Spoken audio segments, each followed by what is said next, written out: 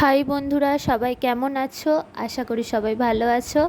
আজকে আবার একটা নতুন ভিডিও নিয়ে চলে এসেছি, আলপনার ভিডিও। ফেব্রিক দিয়েই আলপনাটা করছি। সবাই দেখো, পুরো ভিডিওটা দেখো, দেখে বলো আলপনাটা কেমন হয়েছে।